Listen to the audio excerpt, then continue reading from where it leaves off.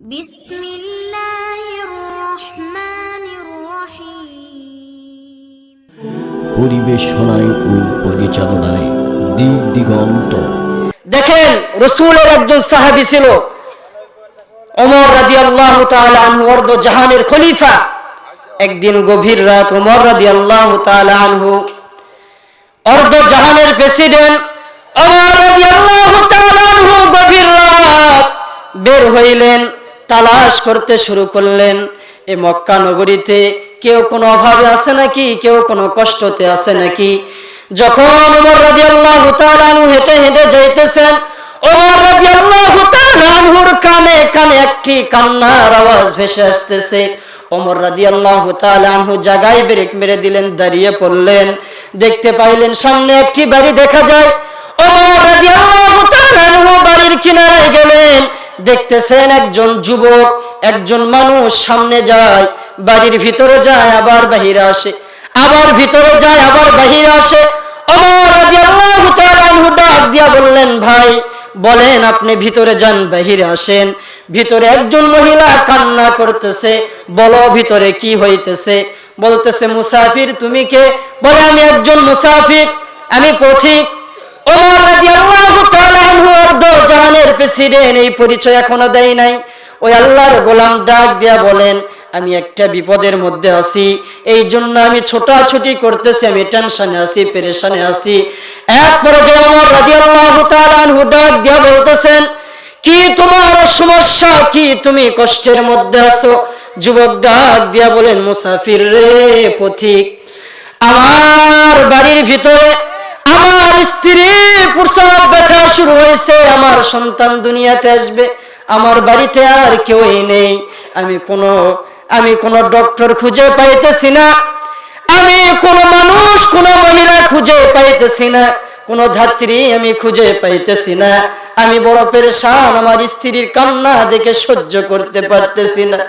একবার ঘরের ভিতরে যাই, আবার বাইরে আসি, তালাশ করতেছি, কেউ আসেনি, কেউ আসেনি, কিন্তু আমি খুঁজে পাই না। অর্ধ জাহানের প্রেসিডেন্ট ডাক দিয়া বলেন, ভাই দাঁড়ান, দেখি কোনো ব্যবস্থা আমি করতে পারি কিনা। হযরত ওমর রাদিয়াল্লাহু তাআলা আনহু অর্ধ জাহানের প্রেসিডেন্ট বাড়িতে দৌড় মারে গিয়ে বলতেছে, আব্দুল্লাহর মা, আব্দুল্লাহর মা, আল্লাহ জান্নাত বিক্রি করতেছে, যদি নিতে চাও জলদি করে আমার সঙ্গে বের হয়ে যাও। আল্লাহু আকবার বলেন। ওমর রাদিয়াল্লাহু তাআলা আনহু আপন স্ত্রীকে ডাক দিয়া বলে, আব্দুল্লাহর মা, আল্লাহ জান্নাত বিক্রি করতেছে, তুমি যদি কিনতে চাও জলদি আমার সঙ্গে চলো। ওমর রাদিয়াল্লাহু তাআলা আনহুর স্ত্রী এবারে বললেন, ঠিক আছে চলেন। ওমর রাদিয়াল্লাহু তাআলা আনহু ডাক দিয়া বলেন, কিছু কাপড় নাও, নেকড়া নাও, আগুনের যেন ব্যবস্থা করা যায় এরকম জিনিসপত্রগুলো গুছায়া নাও। ওমর রাদিয়াল্লাহু তাআলা আনহু স্ত্রীকে সঙ্গে করে নিয়া অর্ধ জাহানের প্রেসিডেন্ট তার স্ত্রী এক পর্যায়ে যখন ওই যুবকের বাড়িতে চলে গেলেন, ওমর রাদিয়াল্লাহু তাআলা আনহু ডাক দিয়া বলতেছেন, ভাই চিন্তার কোনো কারণ নেই, টেনশন করবেন না, একজন আমি ব্যক্তি নিয়ে এসেছি, একটা মহিলা ধাত্রী নিয়ে এসেছি, আপনার স্ত্রীর কাছে এই মহিলাকে পাঠিয়ে দিন। এক পর্যায়ে কিছুক্ষণ পরে ভিতর থেকে আওয়াজ আসতেছে, খলিফাতুল মুসলিমিন, আপনার বন্ধুকে বলিয়ে দিন, আপনার বন্ধুর একটা সন্তান, ছেলে সন্তান হয়েছে, সন্তানও ভালো আছে, মাও ভালো আছে, আলহামদুলিল্লাহ বলেন। ওমর রাদিয়াল্লাহু তাআলা আনহু যখন এই কথা শুনলেন, সঙ্গে সঙ্গে পড়লেন আলহামদুলিল্লাহ, আর যুবক বললেন ইন্না লিল্লাহ। ওমর রাদিয়াল্লাহু তাআলা আনহু ডাক দিয়া বলে, কেন তুমি ইন্না লিল্লাহ বললে? এটা তো খুশির খবর। যুবক ডাক দিয়া বলে, খলিফাতুল মুসলিমিন মাফ করবেন, খলিফাতুল মুসলিমিন মাফ করবেন, বেয়াদবি মাফ করবেন, আমি তো জানতাম না আপনি খলিফাতুল মুসলিমিন, অর্থ জাহানের প্রেসিডেন্ট ওমর রাদিয়াল্লাহু তাআলা আনহুর স্ত্রী। চিন্তা করেন, অর্ধ জাহানের প্রেসিডেন্টের স্ত্রী গভীর রাতে একজন ধাত্রী হয়ে একটা বাড়িতে গিয়েছে। আল্লাহু আকবার বলেন। কিন্তু সমাজের মধ্যে তালাশ করেন, একটা মেম্বারের বউ গভীর রাতে কারো বাড়িতে বিপদ হলে যায় না, কথা বলুন ঠিক কিনা? এটাই তো ইসলাম। ওমর শিক্ষা দিয়েছেন, আবু বকর, ওমর, উসমান, আলী শিক্ষা দিলেন। এই যুবক পায়ে হাত দিয়ে বলি, বাবার সঙ্গে ঝগড়া করবা না, মার সঙ্গে বেয়াদবি করবা না। রে যুবক, তোমার পায়ে হাত দিয়ে বলে যাই, কথাগুলো দিলের কান দিয়া বুঝবেন, আমি এখানে শেষ করব 2-1 মিনিট। ও মা, আপনার পায়ে হাত দিয়ে বলে, মনটা কি চাই না একটা আলেমের মা হন, রাবিয়া বসরি হন, খাদিজাতুল কুবরা হয়ে কবরে যান? মা, আপনি কেন পর্দা করবেন না? সমাজের মধ্যে রমজান মাস যখন 20 রমজান পার হয়ে যায়, তখন আমাদের সমাজের মধ্যে শপিং মার্কেট বেশি শুরু হয়। কথা বলুন ঠিক কিনা? আমি তো বলি, রাস্তার 2 ধারে সিনেমা হলের পরে শরীরটা খালি করে, ওড়না কাপড় নাই মাথাতে, জাকাতের কাপড়টা ওকে এনে দে। এরকম সমাজে মহিলা নেই? এমন ভাবে বের হয়ে যায়, পর্দার কোনো বালাই নাই। কথা বলুন ঠিক কিনা? অথচ পর্দা এটা ফরজ, কার আইন? রমজানে রোজা রেখে কেমন করে মহিলারা বেপরদা হয়ে শপিং করতে যায় আর মার্কেট করতে যায়, আমার তো বুঝে আসে না। ওই মহিলারা, তার অভিভাবক, তার বাবা, তার স্বামী দায়ুস, আর দায়ুসকে আল্লাহ রাব্বুল আলামিন কখনো জান্নাত দিবে না। কথা বলুন ঠিক কিনা? এই জন্য আপনাদেরকে সিদ্ধান্ত নিতে হবে, আমাদের স্ত্রী মার্কেটে যাক, ডাক্তারের কাছে যাক, যেখানেই যাক, বেপরদা হয়ে যাইতে পারবে না। কথা বলুন ঠিক কিনা? পর্দা নামের ফ্যাশন, কত রকম পোশাক। প্রথমে শুনলাম 4 পিস, কয় পিস? এরপরে ডিজিটাল বাংলায় 1 পিস কমাইছে, নাম দিয়েছে 3 পিস। কয় পিস? আরো জোরে বলেন, কয় পিস? আবার ডিজিটাল বাংলায় 1 পিস কমাইছে, নাম দিয়েছে 2 পিস। কয় পিস?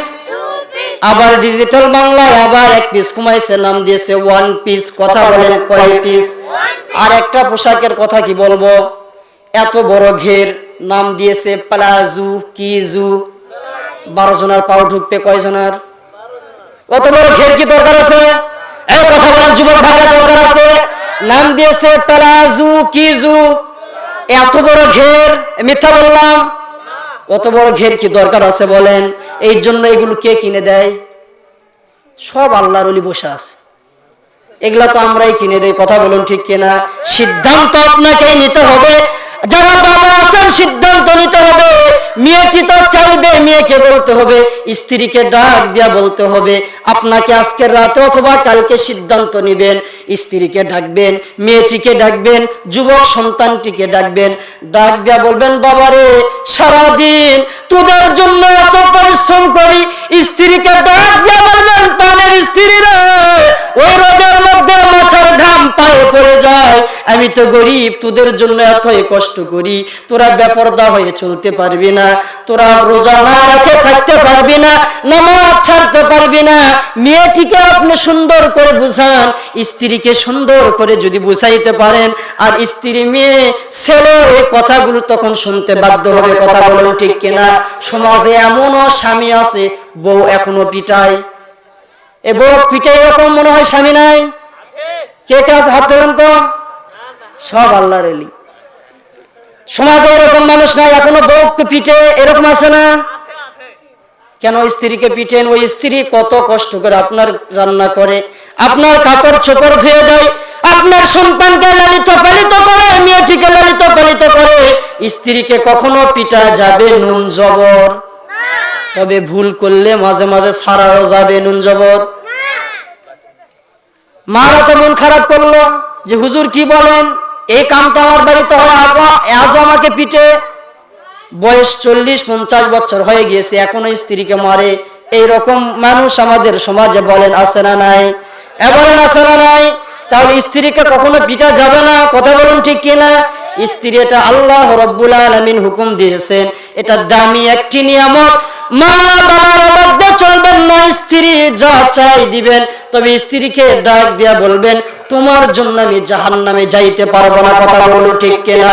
মেয়েটিকে ডাক দিয়া বলবেন, আজকের পর থেকে সন্তানকে বলবেন, আমার বাড়িতে যদি খানা খাও, আমার কাছ থেকে যদি টাকা নাও, আমার কাছ থেকে যদি পয়সা নাও, তুমি বেনামাজি হয়ে বাজারে ঘুরতে পারবে না। কথা বলুন ঠিক কিনা? এত কষ্ট করছেন আপনি সন্তানের জন্য, মেয়ের জন্য। ওই মেয়ে, ওই সন্তান হাসরের কঠিন ময়দানে আপনার আমার বিরুদ্ধে আল্লাহর দরবারে নালিশ দিবে যে, আল্লাহ, আমার বাবা, আমার মা আমাকে শিক্ষা দেয় নাই, আমার মা আমাকে বলে নাই, নামাজের তাগিদ দেয় নাই, আমার বাবা নামাজের তাগিদ দেয় নাই। আল্লাহ বলবে, যা, সন্তান তোর বিরুদ্ধে সাক্ষী দিয়েছে, জাহান্নামে যা। নাউজুবিল্লাহ বলে। এই জন্য সন্তান, মেয়ে, স্ত্রী সকলকে আদবের সঙ্গে ডেকে বলবেন যে নামাজ ছাড়া যাবে না। খোদার কসম খেয়ে বলতে পারি, যদি কোনো ফ্যামিলিতে যাদের উপরে নামাজ ফরজ হয়েছে, রমজানের রোজা ফরজ হয়েছে, সবাই যদি নামাজ আদায় করে, রমজানের রোজা আদায় করে, ওই বাড়িটি আবু বকর, ওমর, ওসমানের ফ্যামিলি হয়ে যাবে। আল্লাহু আকবার বলেন। আর আল্লাহর রহমত ডাইরেক্ট আসমান থেকে বর্ষিত হবে। আল্লাহু আকবার। তাহলে সিদ্ধান্ত নিতে হবে যে আমরা আর কখনো আমাদের মেয়েকে বেপরদা হয়ে ছেড়ে দিব, সন্তানকে আর কখনো নামাজের তাগিদ না দিয়ে থাকবো না। সন্তানকে বুঝাইবো, বাবা তোর জন্য এত পরিশ্রম করতেছি, শুধু তোমার জন্য এত কষ্ট করছি রে বাবা, তুমি নামাজ ছাড়িও না, তুমি কলেজে পড়ো, হাই স্কুলে পড়ো, কোনো সমস্যা নেই, তবে তুমি নামাজ আদায় করো। যদি সন্তানের সম্পর্ক আল্লাহর কোরআনের সঙ্গে লাগিয়ে দিতে পারেন, ও সন্তান দ্বারা আপনি জীবনে কষ্ট পাবেন না। কথা বলুন ঠিক কিনা?